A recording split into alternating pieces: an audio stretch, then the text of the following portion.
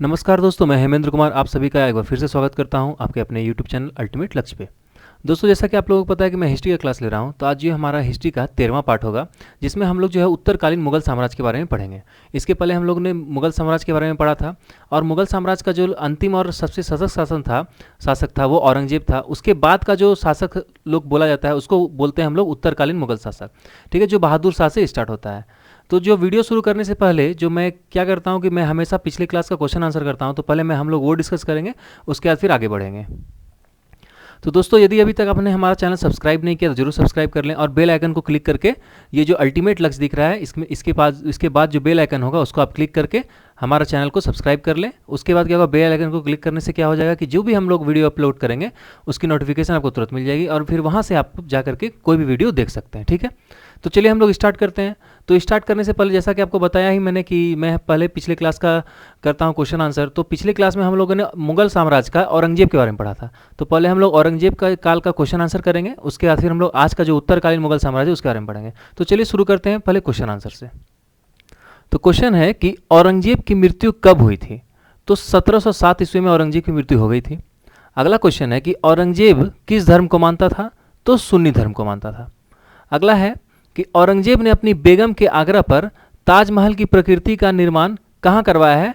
तो औरंगाबाद में करवाया है। तो वो जो ताजमहल है वो औरंगजेब ने ताजमहल की तरह दिखने वाला एक बनाया गया है, तो वो कौन सा है? वो औरंगाबाद में है। ठीक है, अगला प्रश्न है कि बादशाह बनने से पहले औरंगजेब कहाँ का गवर्नर था? तो दक्कन का गवर्नर था, जो हम लोग बोलते भी हैं दक्षिण के साइड का वो गवर्नर था। ठीक है, चलिए नेक्स्ट क्वेश्चन देखते हैं। अगला प्रश्न है औरंगजेब को कहाँ दफनाया गया था? तो उसका उत्तर हो जाएगा दौलताबाद स्थित फकीर बुहरानुद्दीन की कब्र के अहाते में। मतलब जो फकीर बुहरानुद्दीन जो कब ये थे, मतलब एक फकीर थे, उनके कब्र के जस्ट बगल में उनको दफनाया गया है। नेक्स्ट है कि मीर मोहम्मद हकीम कौन थे? तो वो औरंगजेब के गुरु थे। ये मैंने पिछले क्लास में डिस्कस किया था, आप लोग पिछले क्लास का जरूर जो है वीडियो जाकर के जरूर देख लें। चलिए नेक्स्ट है क्या कि औरंगजेब ने राज्य की गैर मुस्लिम जनता पर कौन सा कर लगाया था? तो जजिया कर लगाया था। ठीक है, और इसके बाद जो भी मुगल शासक हुए उन्होंने सबको जजिया कर को हटा दिया था। ठीक है, नेक्स्ट है औरंगजेब किस नाम से सिंहासन पर बैठा? तो औरंगजेब आलमगीर के नाम से वह सिंहासन पर बैठा। ठीक है, चलिए आगे देखते हैं। अगला प्रश्न है कि औरंगजेब ने अकबर द्वारा शुरू किए गए किस उत्सव को समाप्त कर दिया? तो नौरोज उत्सव तथा झरोका दर्शन को औरंगजेब ने समाप्त कर दिया था। अगला प्रश्न है औरंगजेब ने किसकी सलाह से इस्लामी ढंग से शासन किया? तो उलेमा जो थे उनकी सलाह से औरंगजेब ने इस्लामी ढंग से शासन करना स्टार्ट कर दिया। औरंगजेब का जन्म कहाँ हुआ था? तो उज्जैन के दोहाट नामक स्थान पर हुआ था। ठीक है, चलिए नेक्स्ट देखते हैं। अगला प्रश्न है कि औरंगजेब के समय कौन कौन से विद्रोह हुए थे? तो उसका उत्तर हो जाएगा कि जाट विद्रोह, सतनामी विद्रोह, राजपूत विद्रोह और सिख विद्रोह। ये चारों विद्रोह जो है औरंगजेब के समय हुए थे। अगला प्रश्न है कि औरंगजेब ने कितनी बार अपना राज्याभिषेक करवाया था? ये मैंने पिछले क्लास में डिस्कस भी किया था कि 2 बार। जो ऐसा एकमात्र यही शासक था जिसने अपना जो राज्याभिषेक है 2 बार करवाया था। ठीक है, चलिए अगला प्रश्न देखते हैं कि ताजमहल की प्रकृति को किस नाम से जाना जाता है? तो ताजमहल की प्रकृति को मैंने पिछले क्लास में बताया था कि बीबी का मकबरा या द्वितीय ताजमहल के बारे में के नाम से जाना जाता है। और इसका जो निर्माण हुआ था वो कब हुआ था? 1679 ईस्वी में। और किसने करवाया था? तो औरंगजेब ने करवाया था अपनी बीवी के कहने पर। ठीक है, इसलिए इसका नाम है बीबी का मकबरा। अगला है कि गद्दी पर बैठने के बाद औरंगजेब ने कौन सा कर समाप्त कर दिया? तो रहदारी और पानदारी कर को औरंगजेब ने समाप्त कर दिया था। चलिए नेक्स्ट क्वेश्चन देखते हैं। अगला प्रश्न है कि अपने व्यक्तिगत चरित्र गुणों के कारण औरंगजेब को किस नाम से कहा जाना जाता है? तो जिंदा पीर। ये हम लोग पिछले क्लास में भी डिस्कस किए थे कि औरंगजेब को ही जिंदा पीर कहा जाता है। एग्जाम में बहुत बार पूछा गया कि जिंदा पीर से कौन से मुगल शासक फेमस थे? तो उसका आंसर हो जाएगा औरंगजेब। नेक्स्ट है हिंदू त्योहारों को सार्वजनिक रूप से मनाने पर किसने रोक लगाई? तो इसी ने औरंगजेब ने लगा दी थी। अगला प्रश्न है कि औरंगजेब ने दक्षिण में किन 2 राज्यों को विभाजित किया था? तो बीजापुर एवं गोलकुंडा को इन्होंने क्या किया था? 2 राज्यों को विभाजित कर दिया था। चलिए नेक्स्ट क्वेश्चन देखते हैं। नेक्स्ट क्वेश्चन है कि औरंगजेब गद्दी पर बैठने से पहले किस स्थान का गवर्नर था? तो दक्कन का। उसके बाद किस शासक के शासनकाल के दौरान मुगल साम्राज्य की सीमाएं सबसे ज़्यादा विस्तृत हो गई थी? तो वो भी औरंगजेब हो जाएगा। उसके बाद का नेक्स्ट क्वेश्चन है कि किस शासक ने अपने पिता को कैद में डाल दिया था? तो इसी औरंगजेब ने डाल दिया था। अपने पिता जो शाहजहां थे उनको उसने कैद कर लिया था, और 8 साल के बाद जो है शाहजहां की कैद में ही मृत्यु हो गई थी। और कहाँ कैद में रखा था? तो आगरा का किला में कैद करके रखा हुआ था। ठीक है, अगला और आखिरी प्रश्न है कि किस मुगल शासक का राज्याभिषेक दोबारा हुआ था? मैंने अभी जस्ट बताया था किसका? तो औरंगजेब का। तो दोस्तों ये था हमारा आज का क्वेश्चन आंसर, और ये जो पूरा मेरा जो मुगल सल्तनत का जो क्वेश्चन आंसर था, ये उत्तर मुगल छोड़ के सारा क्वेश्चन आंसर मैंने करवा दिया। इन सारा का जो क्वेश्चन आंसर का जो पीडीएफ है मैं टेलीग्राम चैनल पे डाल दूंगा, आप लोग टेलीग्राम चैनल से हमारा जुड़ जाइए, तो वहाँ से आप लोग जा करके देख सकते हैं सारा क्वेश्चन आंसर कि मैंने कहाँ पे किया है। आप पीडीएफ जरूर वहाँ से डाउनलोड कर लें तो आपके लिए बेटर होगा। ठीक है, चलिए अब हम लोग आते हैं आज के पार्ट में जो उत्तरकालीन मुगल साम्राज्य के बारे में होगा। तो दोस्तों उत्तरकालीन मुगल साम्राज्य को पढ़ने से पहले मैं आप लोगों को एक बात और बोलना चाहता हूँ कि यदि आपने अभी तक जो हमारा पुराना वीडियोस नहीं देखा है तो एक बार जो है आप लोग जाकर के वो वीडियो भी देख लें, तो आप लोगों के लिए ही अच्छा होगा कि पुराना जितना भी सारा चीज़ है वो रिवाइज हो जाएगा। और जो एंशिएंट हिस्ट्री का वीडियो है वो मैंने 1 से 13 पार्ट तक बनाया है, जिसमें पूरा एंशिएंट हिस्ट्री को कवर किया है, तो आप लोग वो देख सकते हैं। और उसको देखने के लिए आपको कहीं जाने की जरूरत नहीं है, आप बस हमारा जो वीडियो का जो डिस्क्रिप्शन बॉक्स है उसमें जाइए और लिंक पर क्लिक कीजिए और आपको सारा वीडियो वहीं पर मिल जाएगा। फिर आते हैं हम लोग जो अभी जो हमारा 1 से 12 तक पार्ट तक का जो मिडिवल हिस्ट्री का वीडियो है उसका भी जो लिंक है मैंने डिस्क्रिप्शन बॉक्स में डाल दिया है, आप लोग वहाँ से पहले पुराना वीडियो को देख लें, फिर उसके बाद अभी आगे बढ़ें तो आपको सारा चीज़ जो है धीरे धीरे समझ में आ जाएगा। ठीक है, तो चलिए अब हम लोग जो उत्तरकालीन मुगल साम्राज्य के जो जितने भी शासक हैं उसके बारे में पढ़ेंगे। तो उत्तरकालीन मुगल साम्राज्य का जो औरंगजेब के बाद जो पहला शासक हुआ था, औरंगजेब के बाद वाला, उसका नाम था बहादुर शाह प्रथम या शाह आलम प्रथम। ठीक है, इसने कब से, तो 1707 ईस्वी से 1712 ईस्वी तक शासन किया। अब हुआ क्या था इसके काल में, तो वो भी देख लेते हैं कि उत्तराधिकारी के युद्ध में जीतने के बाद मुज्जम, इसका जो बचपन का नाम क्या था बहादुर शाह का, तो मुज्जम था। ठीक है, 1707 ईस्वी में 63 वर्ष की अवस्था में बहादुर शाह के नाम से शासक बना। तो ये बहुत इंपॉर्टेंट है कि मुज्जम जो था वो किसका बचपन का नाम था, तो बहादुर शाह का। और वो कब शासक बना, तो 1707 में कितनी वर्ष की अवस्था में, तो 63 वर्ष की अवस्था में। उसके बाद क्या है कि इसे शाह ए बेखबर की उपाधि भी दी गई थी, मतलब इसका जो उपाधि था इसे क्या कहा जाता था, शाह बेखबर कहा जाता था। ठीक है, अगला पॉइंट है कि 1711 में इसके दरबार में जोशुआ केटेलार के नेतृत्व में एक डच प्रतिनिधि मंडल आया था, ये हो गया। उसके बाद नेक्स्ट है कि 1712 ईस्वी में इसकी मृत्यु के बाद मुगल साम्राज्य में गृह युद्ध में फंस गया। क्या हुआ, जब इसकी 1712 ईस्वी में मृत्यु हो गई तो मुगल साम्राज्य जो है बहुत बड़े गृह युद्ध में फंस गया। इसी कारण जो है इसका सब सोचिए 10 सप्ताह तक दिल्ली में, 10 सप्ताह के बाद जो है दिल्ली लाकर दफनाया गया, मतलब उसके पहले इसका जो सब है नहीं दफनाया गया था, 10 सप्ताह के बाद दिल्ली में ला करके दफनाया गया। जो बहादुर शाह है जो या शाह आलम प्रथम है, इसका जो कितने पुत्र थे, तो 4 पुत्र थे। कौन कौन से, तो जहांदार शाह, अजीम उस शान, रफ़ी उस शान और जहान शाह। ठीक है, इस समय से क्या हुआ था कि इस युद्ध में समान जुल्फिकार खां की मदद से जहांदार शाह की जीत हुई। ये जो जुल्फिकार था इसका सामंत था जो जहांदार शाह का, और इसी की मदद से जो है जहांदार शाह की विजयी हो गई। और इसके बाद जो है अगला शासक कौन बना, तो जहांदार शाह बन गया। ठीक है, तो जहांदार शाह के बारे में पढ़ते हैं। तो जहांदार शाह का क्या हुआ था कि जहांदार शाह उत्तराधिकारी युद्ध में अपने तीनों भाइयों को हराने के बाद 1712 ईस्वी में शासक बन गया। तो 1712 ईस्वी में शासक बन गया। यह जो है लाल कुंवर नामक वैश्या पर अधिक आसक्त था। जो लाल कुंवर नाम की वैश्या थी उनके ऊपर जो है अधिक आसक्त था, और ये हमेशा क्या करता था, उसी का बात को मानता था। इसी कारण से जो है इसे लंपट मुर्ग की भी संज्ञा दी गई थी। तो बहुत इंपॉर्टेंट है कि लंपट मुर्ग के नाम से कौन सा शासक जाना जाता है, तो उसका उत्तर हो जाएगा जहांदार शाह। इसने कब से, 1712 से 1713 ईस्वी तक शासन किया था। ठीक है, इसके काल में साम्राज्य की प्रशासन पूरी तरह से वजीर जुल्फिकार के हाथ में था। जो उसका वजीर या सामंत जुल्फिकार था, तो इसका जो काल है पूरा तरह से उसके हाथ में था। ठीक है, जुल्फिकार के पिता आसद खां को वकील नियुक्त किया गया था। तो जुल्फिकार के जो पिता थे आसद खां, उसको जो है इन्होंने वकील नियुक्त किया था।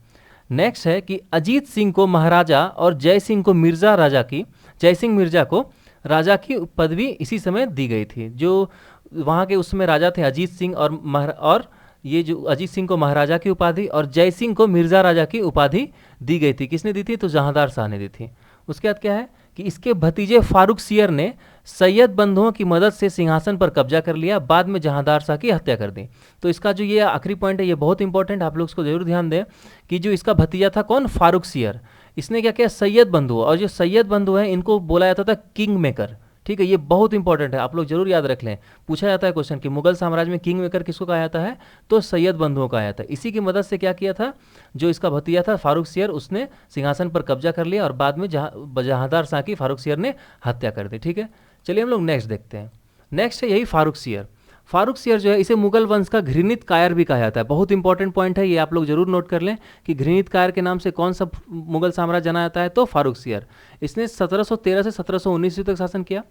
यह सैयद बंधुओं यानी अब्दुल्ला खां और हुसैन अली खां की मदद से शासक बना। वही जो मैंने बताया कि जो किंग मेकर जिसे कहा जाता है, तो उसका नाम जो है सैयद बंधुओं का अब्दुल्ला खां एवं हुसैन अली खां।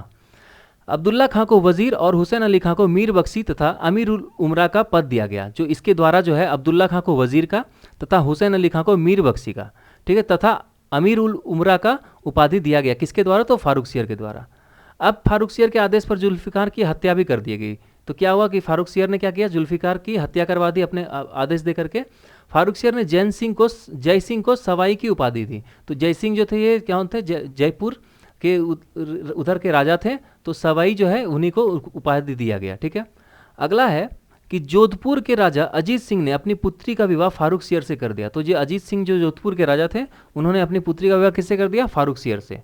उसके बाद क्या हुआ कि 1716 ईस्वी में बंदा बहादुर को दिल्ली में फांसी दी गई। हुसैन अली ने 1719 ईस्वी में पेशवा बालाजी विश्वनाथ से संधि कर सैन्य सहायता ली और फारुखसियर को अपदस्थ कर अंधा करवा दिया। तो यही हुसैन अली जो था, यही जो सैयद बंधुओं में था, उसने क्या किया? पेशवा बालाजी विश्वनाथ से संधि कर ली और फारुखसियर को अपदस्थ कर दिया, मतलब उसके अपने पद से हटा दिया और 10 दिन के बाद जो उसकी हत्या कर दी। फिर इसी कारण कहा जाता है कि किसी अमीर द्वारा मुगल शासक की हत्या का पहला प्रमाण है। तो किसी अमीर के द्वारा जो मुगल शासक की हत्या का पहला प्रमाण है, तो किसकी हत्या हुई थी? तो फारुखसियर की हुई थी। ठीक है, और ये जो हम लोग पढ़ रहे हैं बालाजी विश्वनाथ, इसके बारे में जो हम लोग अब कल से पढ़ेंगे, जो शिवाजी का हमारा पार्ट होगा वो हम लोग कल से देखेंगे। ठीक है, तो अगला शासक जो हुआ वह हुआ रफ़ी उद दरजात। इसने 14 फरवरी 1719 से 4 जून 1719 तक शासन किया। सैयद बंधुओं यानी किंग मेकर जिसमें मैंने बताया की मदद से अगला मुगल शासक रफ़ी उर शान का पुत्र रफ़ी उर दरजात बना। ठीक है, दरजात बना। यह सबसे कम समय शासन करने वाला मुगल शासक था। बहुत इंपॉर्टेंट क्वेश्चन है कि सबसे कम समय तक मुगल शासक कौन था जिसने सबसे कम समय तक शासन किया था?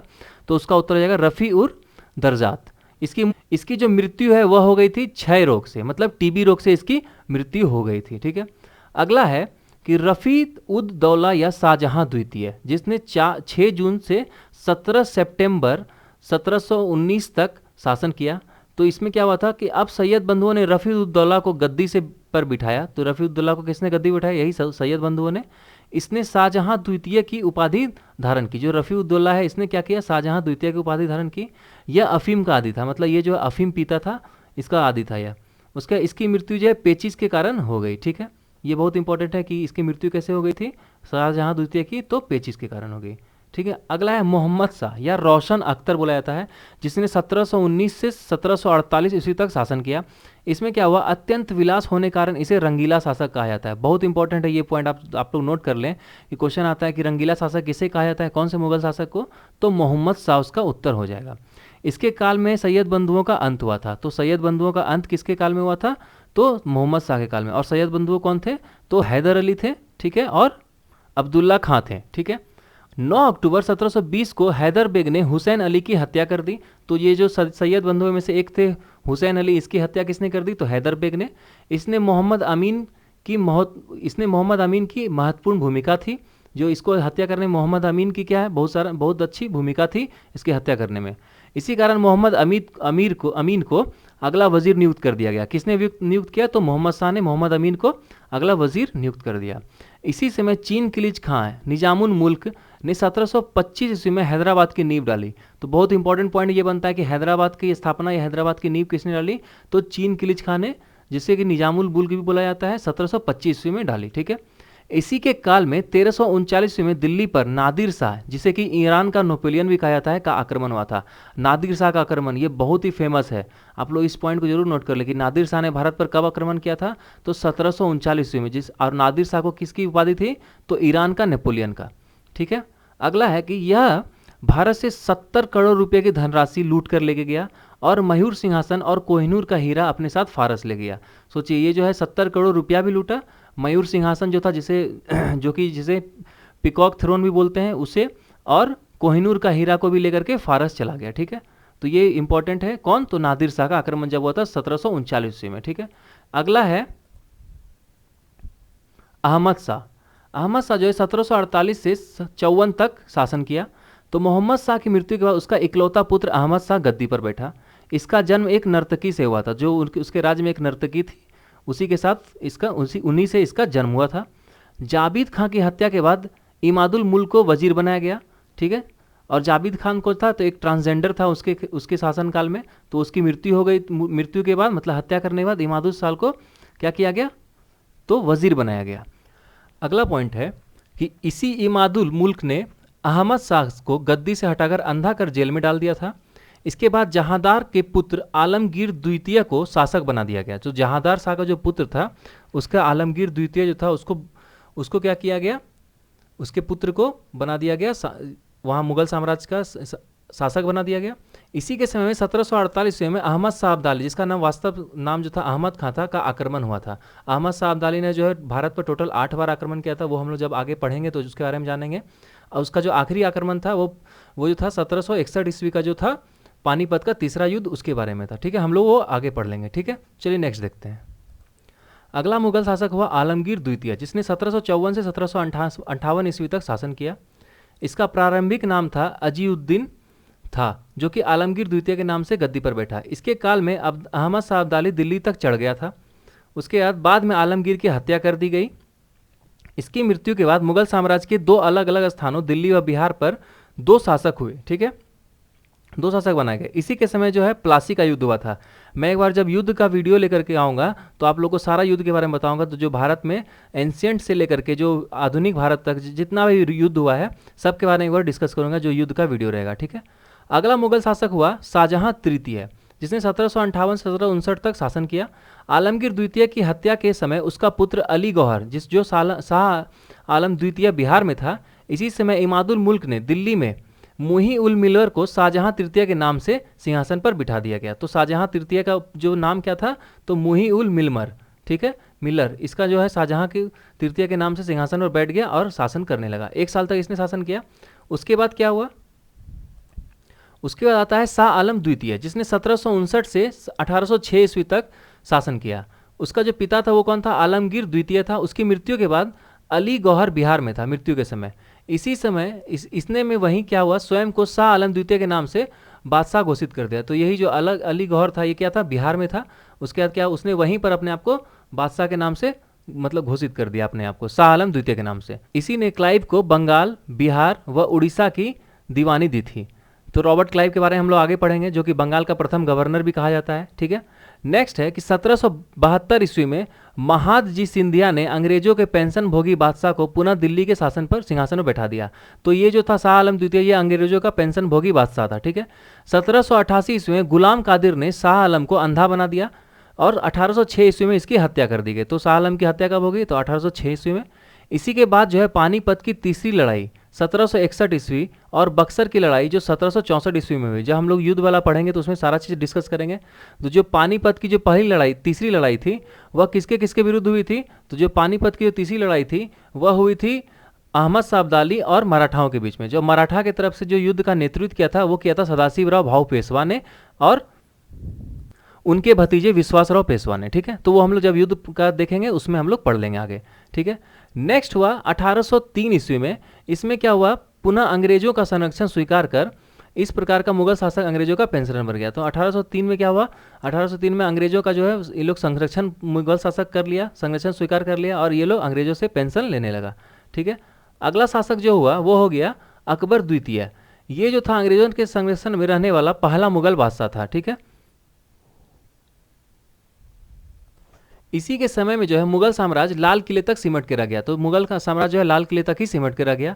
इसने राजा राम मोहन राय को राजा की उपाधि दी। जो राम मोहन राय थे उनको राजा की उपाधि कौन दिया था, तो अकबर द्वितीय ने दिया था। बहुत इंपॉर्टेंट क्वेश्चन है, जरूर याद कर लें। इसी के समय में 1835 ईस्वी में मुगल के सिक्के बंद हो गए। जो 1835 ईस्वी से क्या हुआ, मुगल के सिक्के जो है वो बंद होना स्टार्ट हो गए। और ये देखिए मैंने पूरा इसका संक्षिप्त में दे दिया है कि उत्तरकालीन मुगल सम्राट में कौन कौन थे। तो सम्राट और शासनकाल, तो बहादुर शाह, उसके बाद जहांदार शाह, फिर फारूक सियर, फिर रफ़ीउद्दर्जात, फिर रफ़ीउद्दौला, फिर मोहम्मद शाह, फिर अहमद शाह, फिर आलमगीर द्वितीय, फिर शाह आलम द्वितीय, फिर अकबर शाह द्वितीय, फिर बहादुर शाह जफर। जो कि बहादुर शाह जफर हम लोग अभी नेक्स्ट स्लाइड में पढ़ेंगे। तो जो बहादुर शाह जफर था वह क्या था, आखिरी शासक था मुगल डायनेस्टी का। ठीक है, जो मुगल साम्राज्य का सबसे आखिरी शासक कौन था, तो बहादुर शाह जफर या बहादुर शाह द्वितीय, जिसने 1837 से 1857 ईस्वी तक शासन किया। यह अंतिम मुगल शासक था। यह जफर नाम की उपाधि से क्या लिखता था, शायरी लिखता था, इसलिए बहादुर जफर कहलाया। क्या, बहादुर शाह जफर कहलाया, क्योंकि ये जफर नाम से क्या लिखता था, शायरी लिखता था। 1857 के विद्रोह के बाद इसे गिरफ्तार कर लिया गया, परंतु आधिकारिक रूप से मुगल साम्राज्य का अंत जो है 1 नवंबर 1858 ईस्वी के महारानी विक्टोरिया के घोषणा पत्र से हुआ। जब महारानी विक्टोरिया ने घोषणा कर दिया कि उन्होंने भारत पर कब्जा कर लिया है, तब से क्या हुआ, जो मुगल साम्राज्य का अंत हो गया आधिकारिक रूप से। और जो बहादुर शाह जफर को जो क्या किया गया, निर्वासित कर रंगून भेज दिया गया। किसके द्वारा, तो अंग्रेजों के द्वारा। ठीक है, उसके बाद लाल किला स्थित हीरा महल इसी ने बनवाया था। जो लाल किला में जो स्थित हीरा महल है वो किसने बनाया था, तो बहादुर शाह जफर द्वितीय ने बनाया था। ठीक है, वहाँ पर 1862 ईस्वी में रंगून में उसकी क्या होगी, मृत्यु हो गई। ठीक है, तो उसके बाद क्या, वह एक अच्छा गज़ल लेखक भी था, मतलब वो गज़ल लेखक भी एक अच्छा था। और एक बहुत इंपॉर्टेंट चीज़ें मैं आपको देना चाहता हूँ कि 1857 ईस्वी में जो विद्रोह हुआ था उसमें इसने भी जो है भाग लिया था अंग्रेजों के खिलाफ। इसके बाद ही इसे गिरफ्तार कर लिया था। तो ये था हमारा बहादुर शाह जफर, लास्ट शासक। इसके बाद जो है जो भी हम लोग पढ़े हैं उसका संक्षिप्त में कुछ मैंने वन लाइनर किया है, तो हम लोग उसको संक्षिप्त देख लेते हैं। ठीक है, शॉर्टकट में फटाफट। क्या है कि उत्तरकालीन मुगल शासक और क्षेत्रीय राज्य उत्तरकालीन मुगल शासक औरंगजेब के बाद भी जो मुगल शासक बने वो ज़्यादा योग्य नहीं थे, इसलिए मुगल साम्राज्य का जो है पतन होना आरंभ हो गया था। तो उसका पहला पॉइंट क्या है कि उत्तराधिकारी युद्ध में गुरु गोविंद सिंह ने बहादुर शाह का साथ दिया था। बहुत इंपॉर्टेंट है कि गुरु गोविंद सिंह का किसने साथ दिया था, तो बहादुर शाह का जो है साथ दिया था गुरु गोविंद सिंह ने। और गुरु जो गोविंद सिंह कौन थे, तो आखिरी गुरु थे सिख धर्म के। बहादुर शाह का पूर्व नाम क्या था, तो मुज्जम था। बहादुर शाह को सावे बेखबर का उपनाम से पुकारा जाता था, यह भी मैंने डिस्कस किया ही था। जहांदार शाह ने अपने शासन काल में लाल कुमारी नाम की क्या है, वैश्या को हस्तक्षेप करने का आदेश दे रखा था। मुगल कालीन इतिहास में सैयद बंधु हुसैन और हुसैन अली खां एवं अब्दुल्ला खां को शासक निर्माता के रूप में जाना जाता है, मतलब किंग मेकर के रूप में किसे जाना जाता है, तो हुसैन अली खां एवं अब्दुल्ला खां। जहांदार शाह को जो है लंपट मूर्ख का भी कहा जाता है, और फारूक सियर को मुगल वंश का घृणित कायर भी कहा जाता है। ये सब मैंने डिस्कस किया है, मैं बस रिवाइज करवा दे रहा हूँ। नेक्स्ट है कि सुंदर युवतियों के प्रति अत्यधिक रुझान के कारण मोहम्मद शाह को रंगीन बादशाह कहा जाता था। ठीक है, तुरानी सैनिक हैदर बेग ने 9 अक्टूबर 1720 में सैयद बंधुओं की हत्या कर दी थी। सैयद बंधुओं में से कौन थे, तो हुसैन अली खां की हत्या कर दी थी। किसने, तो तुरानी बेग ने। ठीक है, तुरानी सैनिक हैदर बेग ने। नेक्स्ट है कि नादिर शाह ने 70 करोड़ रुपए की धनराशि और शाहजहां का बनवाया हुआ तख्त ए ताउस, जिसे हम लोग पीकॉक थ्रोन या मयूर सिंहासन के नाम से जानते हैं, और कोहिनूर हीरा लेकर वापस लौट गया था। तख्त ए ताउस मयूर सिंहासन पर अंतिम बैठने वाला जो मुगल शासक था वो कौन था, यही मोहम्मद शाह, जिसे कि रंगीला शासक के नाम से भी जाना जाता है, रंगीला बादशाह के नाम से भी जाना जाता है। फिर क्या हुआ कि शाह आलम द्वितीय ने अली गौहर के शासनकाल में 1803 ईस्वी में अंग्रेजों ने दिल्ली पर कब्जा कर लिया। पानीपत का तृतीय युद्ध 1761 ईस्वी में मराठा एवं अहमद शाह अब्दाली की सेना के बीच में हुआ। इस युद्ध में मराठों की हार हुई थी। मैंने बताया था, डिस्कस किया था कि अहमद शाह अब्दाली या अहमद शाह दुर्रानी भी बोला जाता था उसमें, और मराठा के बीच में पानीपत का तृतीय युद्ध हुआ था तो 1761 ईस्वी में। और इसमें क्या हुई थी, मराठों की हार हो गई थी अहमद शाह अब्दाली के खिलाफ। ठीक है, और जिसमें हार हुई थी तो मराठों का नेतृत्व कौन कर रहे थे, तो सदाशिवराव भाऊ पेशवा कर रहे थे, और इसी युद्ध में उनका वध हो गया था, उनकी हत्या कर दी गई थी अहमद शाह अब्दाली के द्वारा। ठीक है, नेक्स्ट है कि गुलाम कादिर खान ने 1806 ईस्वी को शाह आलम द्वितीय की हत्या करवा दी थी। बहादुर शाह टू या जफर अंतिम मुगल सम्राट था, अभी मैंने जस्ट डिस्कस किया। 1857 ईस्वी क्रांति में भाग लेने के कारण अंग्रेजों ने बहादुर शाह को बंदी बनाकर कहाँ भेज दिया, तो रंगून भेज दिया। रंगून कहाँ है, तो वर्मा जो बोलते हैं, म्यांमार बोलते हैं, वह उसी की राजधानी है रंगून। ठीक है, नेक्स्ट है कि अहमद शाह अब्दाली का वास्तविक नाम जो था अहमद खां था। इसने 8 बार भारत पर आक्रमण किया था। अभी जस्ट मैंने बताया कि अहमद शाह अब्दाली या अहमद शाह दुरानी जो है उसने 8 बार भारत पर आक्रमण किया था, और उसका जो आखिरी आक्रमण था वो 1761 ईस्वी में पानीपत का जो तीसरा युद्ध है उसी के हिसाब में था। ठीक है, नेक्स्ट और लास्ट पॉइंट है कि मुगल साम्राज्य अहमद शाह से शहादत खां को बुरहान उल मुल्क की उपाधि दी थी। जो मुगल सम्राट मोहम्मद शाह ने जो शहादत खां थी उनको बुरहान उल मुल्क की उपाधि दी थी। बहुत इंपॉर्टेंट है, इसको जरूर नोट कर लेंगे आप। और शहादत खां का असली नाम जो था मीर मोहम्मद आसीन था। ठीक है, ये बहुत इंपॉर्टेंट था, आप लोग इसको भी नोट कर लेंगे। तो दोस्तों ये था हमारा आज का उत्तरकालीन मुगल साम्राज्य। आज का जो टॉपिक जो खत्म हो गया, इसके हम लोग क्या है, मुगल एम्पायर को सारा हम लोग ने फिनिश कर लिया। अब हम लोग जो नेक्स्ट पढ़ेंगे वो शिवाजी के बारे में पढ़ेंगे, मतलब मराठा साम्राज्य के बारे में पढ़ेंगे। उसके बाद जो आगे टॉपिक आएगा हम लोग उसको डिस्कस करेंगे। तो आज का वीडियो आप लोगों को कैसा लगा जरूर बताएं कमेंट करके, ठीक है। और वीडियो का जो भी मैंने जो लिंक है सारा डिस्क्रिप्शन बॉक्स में डाल दिया है पुराने वीडियो का, आप लोग वहाँ से जाकर के वीडियो को देख सकते हैं, ठीक है। तो हिस्ट्री का क्लास आप लोग अच्छा लग रहा है, कुछ दिन के बाद जो है मैं अभी आप लोगों के लिए रीजनिंग क्लास भी लेकर के आऊँगा। तो आप लोग बने रहें हमारे चैनल के साथ, सब्सक्राइब करें, जितना ज़्यादा हो सके शेयर करें, और जो है लाइक ज़रूर करें, कमेंट भी करें आपको क्या क्या दिक्कत हो रहा है, क्या चाहिए, कौन सा मटेरियल चाहिए, कौन सा PDF चाहिए, जो भी आपको चाहिए सब कमेंट के माध्यम से ज़रूर बताएं। हम लोग देखेंगे, उसका आपको प्रॉपर रिस्पॉन्ड करेंगे, और जो है आपका जो समस्या होगा उसको हम लोग दूर भी करेंगे, ठीक है। तो इसी के साथ अपना जो वीडियो है मैं ये आज यहीं पे समाप्त करता हूँ मैं। चलिए, नमस्कार, धन्यवाद, जय हिंद, जय भारत।